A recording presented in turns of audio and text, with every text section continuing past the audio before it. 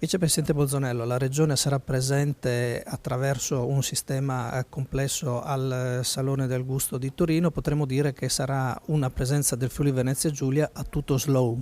Sì, è tutto slow perché ci sarà slow food con i laboratori, con i percorsi importanti di educazione per quanto riguarda il cibo.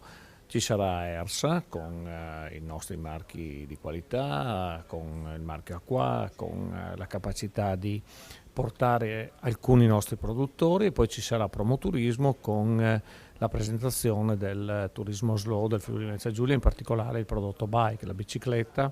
Abbiamo appena avuto questo grandissimo premio per la nostra ciclovia Alpe Adria, che è diventata una delle migliori ciclovie d'Europa e che ci ha dato quest'estate veramente grandi soddisfazioni, con numeri impressionanti di turisti che l'hanno percorsa.